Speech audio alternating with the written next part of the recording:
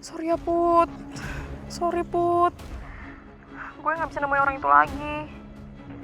Pas gue balik orangnya udah gak ada. Berarti dia emang sering ke klub itu. Dan modusnya sama, nawarin minuman.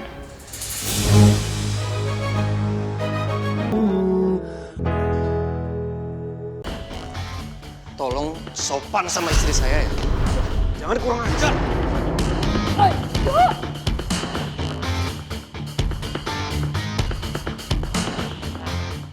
Dok, jangan. Oh, jangan.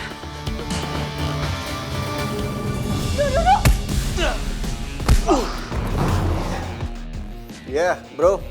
Lu bilang lu udah sampai di Jakarta. Ayolah, beredar. Kita hangout bareng di tempat favorit lo.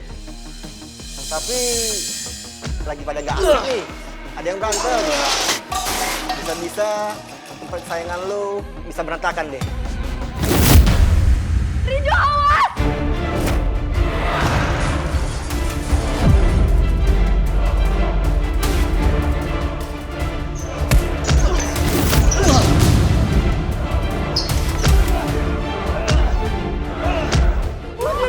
Putri! Udah sama saya, Pak. Udah. Aduh. Enggak apa-apa.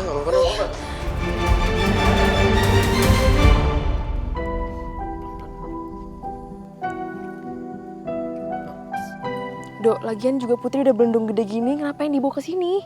Gue pikir kalian gak jadi ke sini. Ini kemauannya Non Putri sendiri. Saya juga udah larang dia, tapi dia tetap kekeh.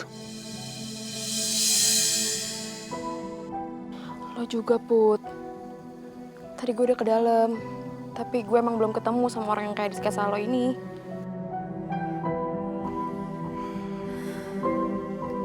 Udah ya Non, mendingan kita pulang aja. Ya, tempat ini kan juga nggak baik buat Non Putri, buat Utun. Tapi kita udah di sini loh. Masa kita pulang? Udah, Putri, lo pulang ya. Gak apa-apa, biar gue aja yang cari.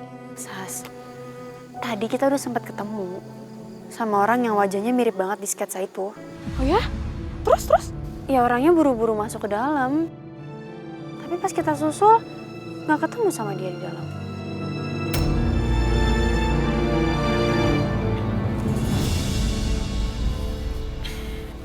Duh, aku aja yang bawa mobilnya ya.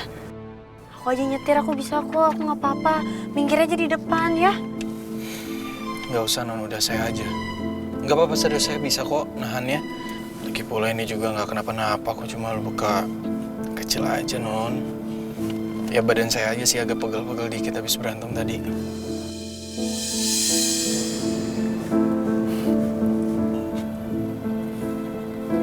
Non, kok malah senyum? Ada yang lucu? Ini senyum bahagia. Soalnya kamu hero aku.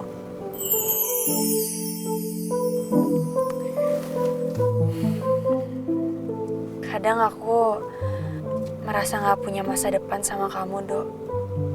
Karena setiap kali aku bahas soal hubungan kita, kamu cuma diam. Belum lagi masalah papa ke Biros. Terus kelakuan ke Erwin ke Tegita. Nambah panjang semuanya. Rasanya kayak kita gak dikasih jalan untuk bersama ya, Dok.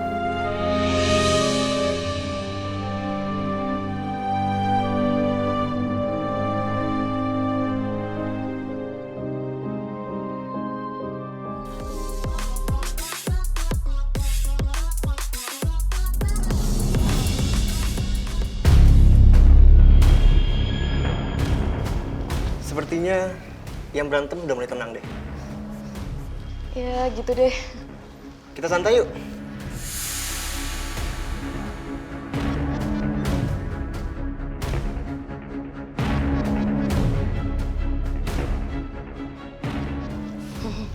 Sorry, enggak deh. Sombong banget sih lu.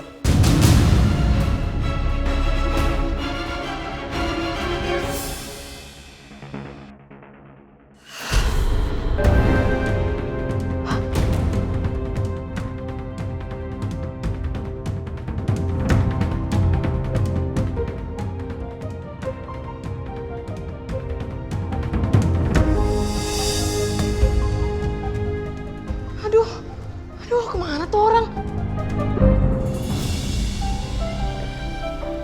Udah.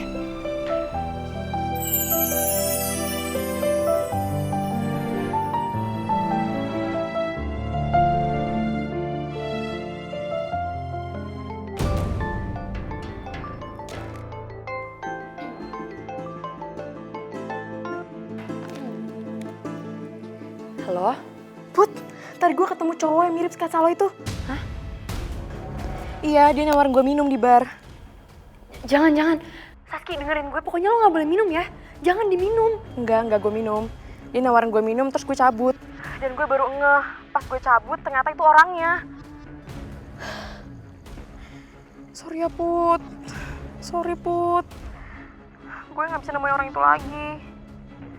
Pas gue balik orangnya udah gak ada. Berarti dia emang sering ke klub itu. Dan modusnya sama. Nawarin minuman.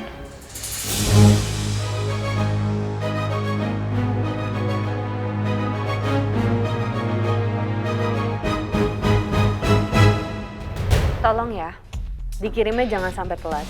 Ya, semuanya harus sesuai dan kata-katanya harus sesuai sama apa yang saya kirim. Iya, pokoknya coba dicek lagi. Harus benar pas sampai ke sana. Terima kasih. Saya nggak sabar lihat reaksinya mereka deh.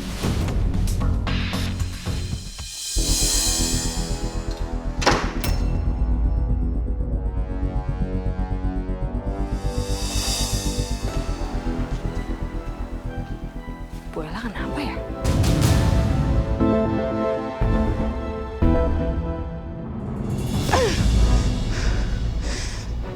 Berani kamu Mira hadapin saya. Kamu pikir saya perempuan yang lemah? Yang bisa menerima semua keadaan? Setelah itu saya nyesel karena saya nggak pernah berani berbuat apa-apa. Nggak Mira, saya nggak akan tinggal diam. Saya akan balaskan semua perbuatan kamu. Kamu harus miskin Mira, harus miskin. Kamu dan semua keluarga kamu harus turun ke jalan. Sama seperti saya masih kecil bersama ibu saya.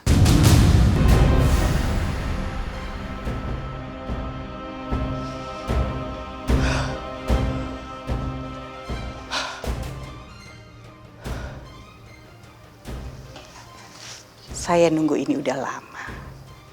Jadi saya akan melakukan semuanya dengan baik.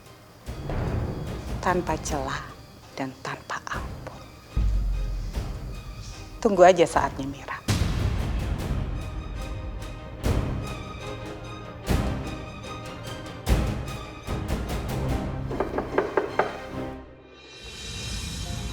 Maaf Bu, permisi, boleh masuk?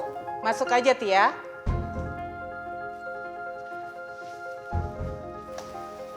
Bu, ini saya bikinin teh hangat buat Ibu. Kamu tuh gak perlu repot-repot ya untuk bujuk saya atau bikin emosi saya reda dengan bikin teh. Saya gak minum teh. Ya, maaf ya Bu. Gak apa-apa Tia, it's okay. Saya tuh gak minum teh. Karena musuh saya pemilik perkebunan teh.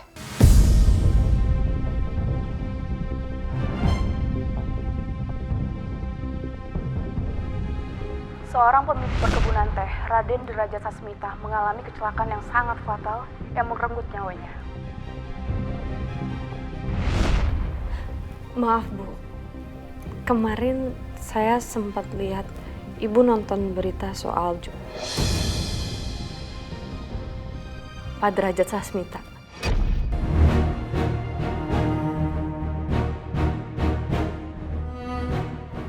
Apa orang yang Ibu jadikan musuh itu Pak Derajat Sasmita?